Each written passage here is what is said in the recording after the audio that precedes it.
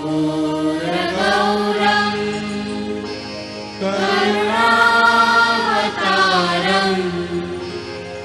संसारसारं भुजगेन्द्रहारं सदा वसन्तं हृदयारविन्दे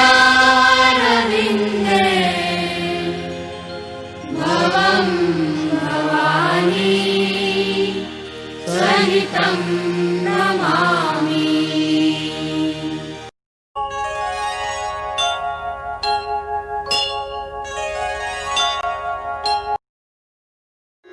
अखाड़ा प्राचीन काल में भारत के साधु संतों का एक ऐसा समूह होता था जो संकट के समय में राजधर्म के विरुद्ध परिस्थितियों में राष्ट्र रक्षा और धर्म रक्षा के लिए कार्य करता था।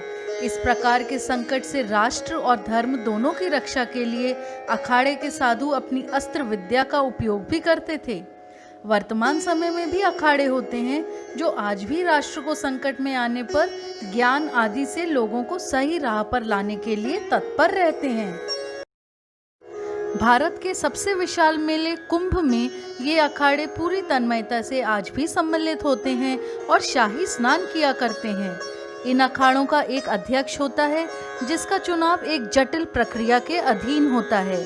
शैव, वैष्णव और उदासीन पंथ के सन्यासियों के मान्य तक प्राप्त कुल 13 अखाड़े हैं।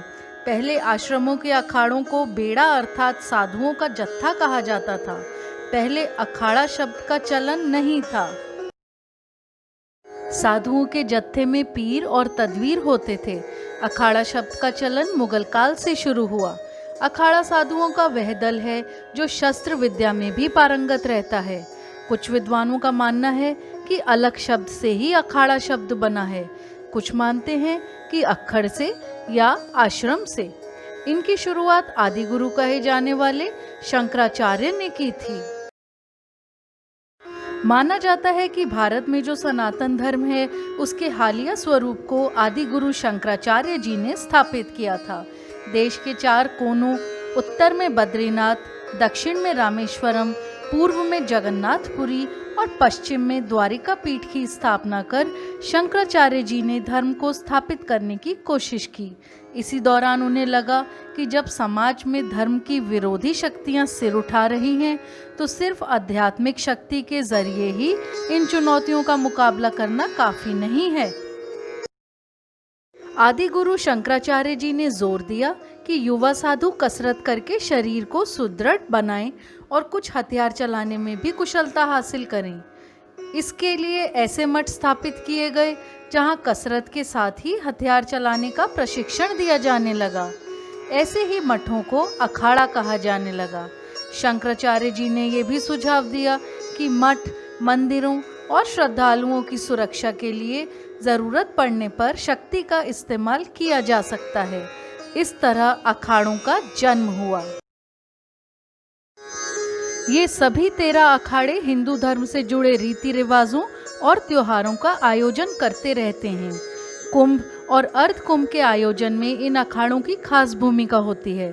कुंभ और अर्ध कुंभ के अलावा दूसरे धार्मिक आयोजनों में अखाड़ों के बीच वर्चस्व की लड़ाई चलती रहती थी। इससे बचने के लिए 1954 में अखिल भारतीय अखाड़ा परिषद की स्थापना की गई। इसके तहत कुल 13 अखाड़े शामिल हैं। इसी बैठक में सभी अखाड़ों के कुंभ और अर्धकुंभ में स्नान का वक्त और उनकी जिम्मेदारी तय कर दी गई थी, जिसे सभी अखाड़े अब भी मानते हैं। शैव सन्यासी संप्रदाय, इसके पास 7 अखाड़े हैं। शिव और उनके अवतारों को मानने वाले शैव कहे जाते हैं। शैव में शाक्त, नाथ, दशनामी, नाग जैसे उपसंप्रदाय हैं। वैरागी संप्रदाय, इनके पास 3 अखाड़े हैं। वैष्णव संप्रदाय, वैष्णव संप्रदाय के लोग विष्णु को ईश्वर मानते हैं। वैष्णव के बहुत से उपसंप्रदाय हैं। इनमें बैरागी, दास, रामानंद, वल्लभ, निम्बार्क, माधव, राधा वल्लभ, सखी और गौड़िया शामिल हैं। उदासीन संप्रदाय, उदासीन संप्रदाय में भी 3 अखाड़े हैं। ये सिख साधुओं का संप्रदाय है जिसकी कुछ शिखाएं सिख पंथ से ली गई हैं। ये लोग सनातन धर्म को मानते हैं। किसी भी अखाड़े में महामंडलेश्वर का पद सबसे ऊंचा होता है।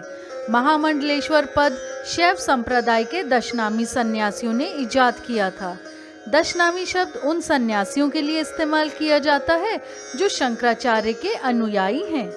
हालांकि ये भी माना जाता है कि दक्षिण भारत के श्रृंगेरी मठ के तीसरे आचार्य सुरेश्वर आचार्य ने जिन सन्यासियों का गुट बनाया था उन्हें दशनामी कहा जाता है।